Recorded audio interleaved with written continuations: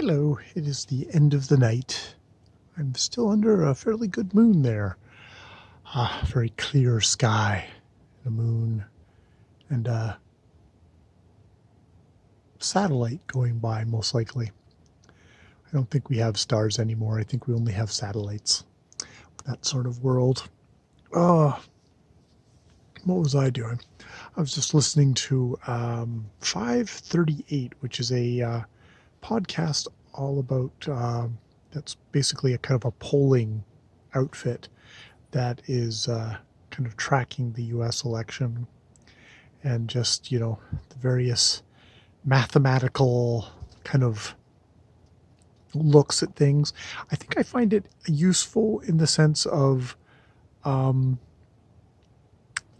where it's everything is so partisan that it's interesting to look at something where they're at least making an effort to just sort of collect data and analyze and look at things. And, I think it's like Biden has a 70% chance of winning the election. Trump has a 30% chance of winning the election.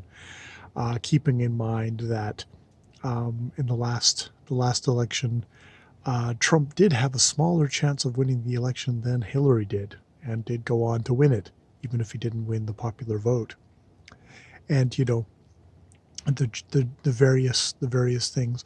So I find it an I only follow it for U.S. presidential elections because, unfortunately, U.S. presidents do have an effect on my life in a way that all the state things obviously do conglomerate together to have an effect on my life as well. But, this is the one that we all focus on. He's the big figurehead. So, yeah, I find the numbers strangely, you know, I don't know, comforting. Just an interesting, just a slightly different viewpoint. A little less, um, you know, you know. Uh,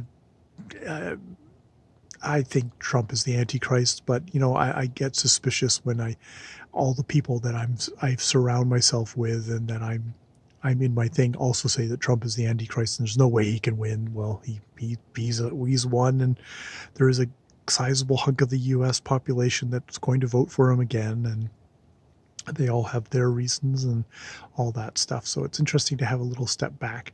I also make a point of skimming through the Fox News website just to really kind of dip into somebody else's bubble, and it really is somebody else's bubble. And the sad thing is, Fox News is probably at this point is not even the most ultra right of the of that bubble. So at least it's slightly curated, slightly less unhinged. I ignore all the opinion columns, but then I also ignore all the opinion columns when I look at the CBC website. It's funny how opinion columns really don't interest me at all. I get enough opinions other places.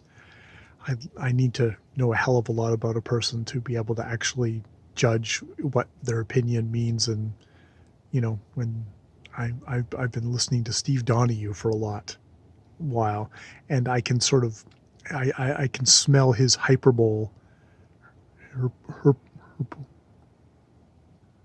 hyperbole. I can smell his hyperbole, and his tropes and stuff like that. So I can slightly filter that and tone it down and twiddle the dials and kind of roll my eyes, and but also listen to some of the more salient points he has to make as well.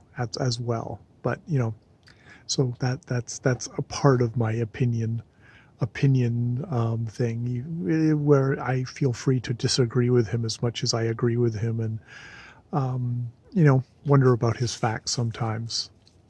Though he's usually pretty good with his facts, though sometimes he's selective with his facts as well. So yeah, that's what I've been doing in my my media intake that way. I've actually been using this account's thing to subscribe to very select number of people, and then just watch videos on this channel. So I really have not been touching down very much with my other channel at all. I've been slowly detaching myself more and more from it, which has been good. Which has been good. It makes it a much more. There's the little hose that I have there is much more of a trickle, which is, makes it actually manageable. And it's not me continually scrolling through and not watching, not watching, not watching. It's like, oh, okay. It's much more selected, which I like, and it's a lot less emotional demands on my time, which I find don't need at the moment. So yeah, that's been a good self-adjustment on how I am living my media life at this point. It's funny how that can screw with your brain. Social media can definitely screw with your brain, even when I don't particularly find BookTube.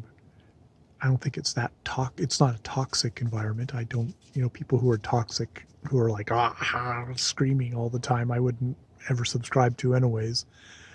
But